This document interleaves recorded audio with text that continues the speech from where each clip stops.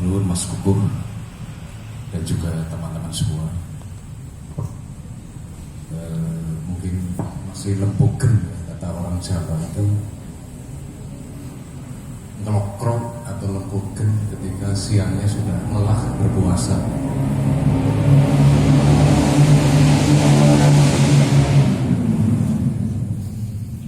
Saya masih milenial ini Mas. Rasa terpertegas milenial saya dengan pakai kaos saja tidak.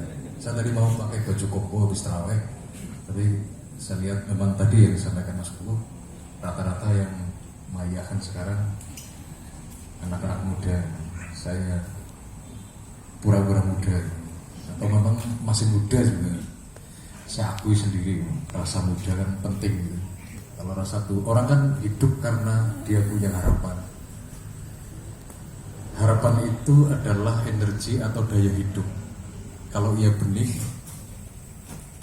itu punya daya tumbuh ketika kalau pada diri manusia, ketika dia masih memiliki harapan. Nah, karena untuk merumuskan harapan itu juga tidak mudah, tetapi harus ada, dia urgent dalam hidup manusia. Orang akhirnya sekenanya berharap. Makanya judi togel itu tetap abadi sepanjang zaman. Mereka tahu bahwa judi itu bandarnya mesti menang. Itu ngerti persis. Kita judi pasti kalah dan kurun nyugih na bandar. Tapi tetap dilakukan. Kenapa? Karena sesungguhnya orang pasang judi itu membeli harapan. Bayangkan Anda bisa bikin ilustrasi ya. Ada tukang becak di perapatan, logo menanam penumpang, terus di depannya ada orang lewat pakai mobil, pakai motor, jalan sama anak istri, traktir di restoran. Tukang becak di perapatan itu cuma lihat. Tetapi sebagai manusia dia kan punya harapan. Nah, dia pasti membayangkan ingin seperti mereka. Nah, satu-satunya kemungkinan yang bisa dicapai untuk membeli harapan adalah beli togel. Itu harapan paling dekat, harapan paling mudah. Minimal saat dia beli sampai nanti pengumuman, dia punya gairah, punya harapan. Nah, sepanjang negara belum bisa memberikan harapan, maka itu pasti marah. Jadi itu jasa togel untuk menyelamatkan anak-anak bangsa ya. Jadi rubana ma khalaqta hadza batila, tidak ada yang sia-sia kalau kita mau menghikmahi. Jadi kita tidak bisa asal tutup, asal mencerca, asal menghakimi, karena segala sesuatu ada masalah untuk menjawab sesuatu yang memang belum ada jawabannya. Nah, Mayah memberi jawaban, memberi solusi-solusi yang lebih rasional, baik secara filosofis atau teologis. Nah, 9 tahun Mayah sesungguhnya memberi jawaban, membangun cara berpikir di tengah kehidupan supaya mampu merumuskan harapan yang sejati. Salah satu contoh saja gini. Selama ini kan kita oleh ajaran keberagamaan mainstream itu seolah dijauhkan dari Tuhan. Tuhan digambarkan sebagai sosok yang jauh, yang aristokratik, yang feodal. Jadi hubungan kita dengan Tuhan secara mainstream keberagamaan seolah dibangun secara struktural, birokratis, sehingga kita tidak bisa bermesraan dengan Tuhan. Padahal Tuhan sendiri mengatakan, aku lebih dekat dari urat leher. Watak utama Tuhan itu kan kasih sayang. Rahman Rahim itu kalau pakai bahasa yang lebih simpel, Tuhan itu pihak yang sangat mencintai kita. Nah, watak pihak yang mencintai kita pasti menunggu kebaikan kita, bukan ngintai salah. Jadi selama ini Tuhan dipahami tidak sebagai pihak yang sangat mengasihi kita. Jadi saya sama teman-teman di rumah di kampung itu sering ngomong gini, kamu lakukan puasa sebisamu, jangan terteror oleh dalil yang mengatakan tidak puasa baginya. Ketika puasa hanya lapar, dahaga, tidak makan, tidak minum, tapi isi geredengi wong, isi apa. Sudah, kalau memang kamu masih bisa hanya melakukan pada ukuran yang standar, lakukan. Kamu ngomong sama Tuhan, ya Allah, saya puasa, tapi saya masih tidak bisa menjaga lisan saya. Saya puasa, tapi masih belum bisa berhenti geredengi wong. Kira-kira Tuhan yang sangat mencintai kita, itu akan ngomong apa? Apa akan ngomong, tidak bisa? Tidak bu, hanya lapar dahaga, mubah bu. Kira-kira akan seperti itu? Atau Tuhan akan gini, wis aku kok gelem kencok banyu wis seneng. Apa kira-kira itu? Kayak kita ngadep nenek kita. Nenek kita dengan apapun yang kita setorkan pasti aku gelem nenek banyu wis seneng. Karena nenek kita sangat mencintai kita. Sementara Tuhan berlipat-lipat kasih sayangnya dari nenek kita. Jadi saya enjoy beragama karena Tuhan, saya tahu Tuhan menunggu kebaikan kita, bukan ngintai salah. Jadi banyak orang beragama seperti pengalaman orang ketilang. Anu sulung apa? Penti lagi. Jadi yang boleh disalah ya. Gitu. Helmnya tidak standar, spionnya tidak. Itu dia yang berketilang. Tapi kalau Tuhan masa harap ngintai salah. Jadi ada misalnya teman sore-sore, ayo sembahyang. Kan alasannya, aduh patokannya mas. Ya, anu mau ganti. Jadi dia kayaknya anak najis sih. Sudah, kamu sholat saja. Kamu ngomong sama Tuhan, ya Allah, saya tidak sempat ganti. Saya tahu ini banyak kotoran. Saya tetap ingin menghadapmu. Kira-kira Tuhan ngomong apa? Dikira saya tidak tahu apa? Bahwa celanamu tadi menyentuh hal-hal najis. Tetap tidak saya terima. Enggak Tuhan wadah. Kalau Tuhan pihak yang senang, kira-kira apa? Wis ora apa-apa kok gelem ngadep aku, aku seneng. Kira-kira yang mana? Asik gak Tuhan? Jadi Tuhan sangat dekat, Tuhan sangat indah, Tuhan sangat mesra. Dan 9 tahun saya di Maya, terutama dan pertama saya mempelajari kemesraan bertuhan seperti itu. Jadi indah sekali karena Tuhan itu mengasihkan, bukan mengerikan. Nah itu satu ya. Yang kedua, ini kan kalau dalam perspektif kebudayaan, pusat orientasi kebudayaan kita kan hari raya. Jadi setahun seolah hanya untuk satu hari di hari raya itu. Apakah gobadah kata orang desa. Jadi di mal-mal orang belanja sampai muncul kebijakan pemerintah pun soal lebaran itu ada. Orang bekerja gobadah, orang beli apa-apa gobadah, seolah berbada mana dinamanik. Itu artinya badan menjadi pusat orientasi. Apa saja dikerahkan. Artinya apa? Nah itu orientasi kebudayaan.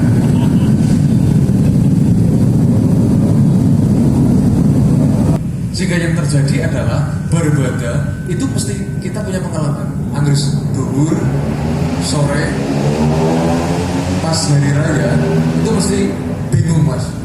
Kalau ngapa maning ya? Kayak bingung menyusun rencana sudah tidak ada. Berbada itu sore-sore. Itu karena ekspresi kita adalah pelampiasan. Itulah yang menjadi pusat orientasi kehidupan masyarakat kita. Nah, Ramadan ini diinformasikan. Saya ingin mengajak kita semua untuk tadi supaya kita punya harapan yang lebih sejati. Karena ini yang membuat kita punya daya hidup. Pertama, soal kami tadi dulu. Tuhan Maha mencintai kita. Tuhan adalah pihak yang sangat mencintai kita. Sehingga Tuhan itu menunggu-nunggu baiknya kita. Sekali lagi Tuhan tidak, atau kalau bahkan mungkin Tuhan pura-pura tidak tahu kesalahan kita. Karena Tuhan pihak yang sangat mencintai kita, maka baru niat saja. Kan ada dalil niat baik dicatat, niat buruk tidak kan. Jadi tembe niat tok bisa lo gugup banget catat. Itu saking antusiasnya sebagai pihak yang sangat mencintai kita. Itu kalau malaikat kritis kan, Tuhan ini niat baik dicatat. Itu ada niat buruk, niat buruk salah. Niat buruk kan tidak dicatat sepanjang dia baru niat. Tapi niat baik sudah dicatat. Itu artinya apa? Tuhan sedemikian antusias dalam tanda kutip gugup, wis catat saking menunggu kita berbuat baik. Karena kita dicintai sekali oleh Tuhan, seperti nenek kita. kekatok sepisan orang gak apa-apa mesti ngomong lah kok gelem orang gak apa-apa nyuwun seneng karena kita mencintai kita. Kalau orti kita datang kepada yang membenci kita pasti sebaliknya. Bogus semua apa-apa tetap tegol ini salah. Nah saya kira Tuhan adalah yang pertama tadi pihak yang sangat mencintai kita. Nah soal Ramadan, maka kemudian saya mencoba merenungi karena Tuhan bikin kehidupan ini untuk bergembira. Tadi Mas Kukuh, ini generasi yang berbeda, generasi seger. Kalau dulu 10 tahun yang lalu kumpulnya orang-orang kita ya Mas, bersolawat, mujahadah, tirakat, adus bumi, wiridan. Itu karena depresi oleh situasi kehidupan. Mana sih gagal berumah tangga, ada yang berutang, ada yang bisnisnya bangkrut, ada yang apa itu dulu. Nah sekarang kita melihat memang wajah-wajah seger. Atau memang karena belum dapat masalah ya. Nah coba bergeser orientasi dari tadi hari raya ke yang lebih substantif dan ruhaniah. Saya mencoba menemukan satu video kemesraan. Salah satu yang membuat Ramadan menjadi mulia itu kan karena di situ ada turunnya Al-Quran 17 Ramadan. Itu salah satu yang membuat Ramadan menjadi mulia. Karena di situ ada peristiwa di mana Tuhan menurunkan Al-Quran. Nah Al-Quran itu apa? Kedudukannya selama ini kan hanya kita pahami secara normatif, standar biasa. Quran adalah kitab sucinya orang Islam. Weda adalah kitab sucinya orang Hindu. Tripitaka adalah kitab sucinya orang Buddha dan lain-lain. Itu di pemahaman kalau kita mau cerdas cermat atau tes. Tapi kita harus menemukan pemahaman yang lebih inti untuk mengerti kedudukan Quran dengan kita itu seperti apa. Quran bagi saya adalah isi hatinya Allah. Maka yang bisa menikmati Quran adalah orang yang memiliki hubungan khusus. Maka disebut Alif Lam Mim dzalikal kitabul la raiba fihi hudalil muttaqin. Kitab yang akan menjadi petunjuk yang mencerahkan bagi orang yang bertakwa. Nah, pos kedudukan atau kualitas takwa inilah yang saya sebut sebagai orang yang memiliki hubungan khusus. Memang dia juga petunjuk bagi manusia. Itu potensi sifatnya. Tetapi ketika ia berfungsi, tidak hanya sekedar potensi, tapi sudah fungsional ketika manusia itu sudah memiliki kualitas takwa. Sambil contoh, kalau Quran kita sebut sebagai isi hatinya Allah, maka yang akan bergetar, tercerahkan seluruh kejiwaannya adalah orang yang memiliki hubungan khusus. Itu saya umpamakan seperti surat cinta. Mungkin generasi sekarang tidak pernah memiliki merasakan sakralitas kertas surat cinta, karena sekarang kan ada WA, ada yang belas sonana sakralit belas. Hapus tulisan langsung hilang. Tapi dulu itu kan disimpan Mas, generasi saya dapat surat itu pinggirnya itu gambar bunga warna pink, baunya harum. Begitu dapat surat belum dibaca itu sudah gemeter luar biasa. Dan kita akan mencari waktu tempat untuk membaca. Orang yang mengirim itu kepada kita. Nah kalau itu dikirim ke saya, biar Mas Kuku paham. Meskipun Mas Kuku ngerti, bisa baca, Mas Kuku tidak punya getaran apa-apa. Karena Mas Kuku tidak punya hubungan khusus dengan pihak yang mengirimnya. Karena yang dikirim saya. Misalnya surat ini bahasa Inggris, saya tidak bisa bahasa Inggris. Tapi surat itu dikirim oleh pacar saya ke saya. Dia merupakan ungkapan isi hati. Saya minta tolong ke Mas Saiful, Mas, ini saya nggak bisa bahasa Inggris. Saya dapat surat dari pacar saya ini, tolong di translate. Mas Saiful bisa menerjemahkan, tetapi dia tidak punya getaran apa-apa. Karena Mas Saiful tidak punya urusan dengan pihak yang mengirim. Saya yang mendengar, wah, gemetarnya seperti apa Mas. Bahkan akan saya baca berulang-ulang. Kalau perlu saya hafalkan seluruh redaksi dan narasi surat cinta itu yang merupakan isi hati. Jadi kalau Quran merupakan isi hatinya Allah, sudahkah kita merasakan getaran-getaran itu sebagai ungkapan isi hatinya Allah kepada kita? Nah, 17 Ramadan di mana Rasulullah melakukan pencapaian pengembaraan rohani sekian tahun sampai dijawab oleh Tuhan di malam 17 Ramadan. Tuhan mengungkapkan isi hatinya, maka Rasulullah mengalami situasi yang disebut di surat Al-Muzammil, tubuhnya menggigil sampai kita diselimuti. Pantas Rasulullah tidak bisa membaca karena saking tergetarnya mendapat balasan cinta dari Tuhan. Bukan Rasulullah tidak bisa baca alif ba ta sajim, tapi memang bagaimana mungkin keadaan jiwa yang sedang mengalami sesuatu yang luar biasa bisa membaca. Rasulullah hanya menggigil karena hasrat cintanya dijawab melalui surat Al-Alaq 17 Ramadan. Jadi 17 Ramadan adalah perjumpaan hatinya Rasulullah dengan hatinya Tuhan. Ia merupakan waktu paling monumental di dalam sejarah umat manusia. Nah, itu yang saya sebut Ramadan kita adalah untuk mencapai orientasi rohani kita di 17 Ramadan, bukan hari rayanya. Jadi saya sekarang mengelola pikiran saya untuk membayangkan pokoknya apa-apa buat 17 Ramadan seolah bar 17 orang Nadina, sebagaimana orang lebaran orang Nadina. Itu saya mencoba untuk melakukan pergeseran dari orientasi kebudayaan, ekspresi yang sifatnya pelampiasan hari raya kepada ekspresi yang lebih sifatnya spiritual dan rohani 17 Ramadan. Maka kita arah dari 17 Ramadan. Saya sampai membayangkan seandainya pada momentum itu saya paling tidak menjadi saksi di peristiwa Gua Hiro, seperti apa Rasulullah ekspresinya ketika mendapat jawaban cinta Al-Quran tadi. Jadi sekali lagi, ini kedudukan Quran bagi manusia. Quran adalah aten-aten atau isi hatinya Allah. Jadi kalau saya baca surat Ar-Rahman, itu Tuhan mengatakan, aku telah membentangkan laut, bumi, gunung-gunung, aku telah memberi nikmat macam-macam. Gus telah curhat lewat Ar-Rahman ke saya. Tapi menungsa ana syukuri, endi sing nyong kurang? Fabi ayyi alarubikum matukatiban. Oh nggih Gusti, nggih. Jadi saya sambil baca Ar-Rahman, saya sambil nggih karena Tuhan sedang curhat, padura bersyukur, nggih. Jadi nikmati sebagai curhat atau isi hatinya Tuhan. Betapa mesra Tuhan dengan manusia.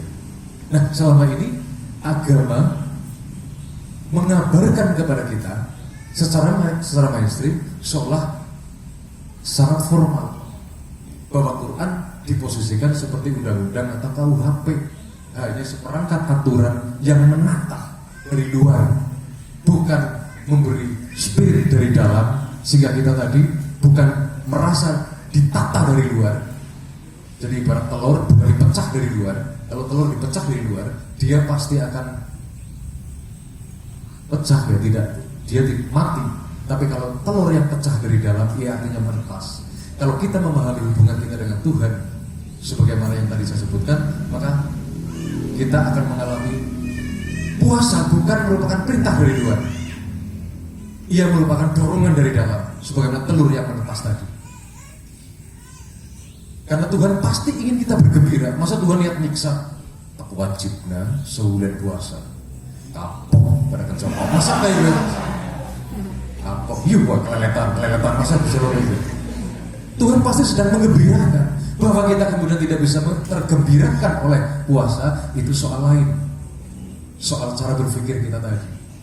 Nah, puasa di peristiwa puasa lah Tuhan mengatakan puasa untukku. Tuhan meminta puasa kita. Ibadah yang lain Tuhan tidak memintanya, itu untuk kepentingan kita. Tapi ketika Tuhan memerintahkan puasa, itu untukku. Tuhan meminta. Loh, ada urusan apa Tuhan kok meminta padahal Tuhan tidak butuh?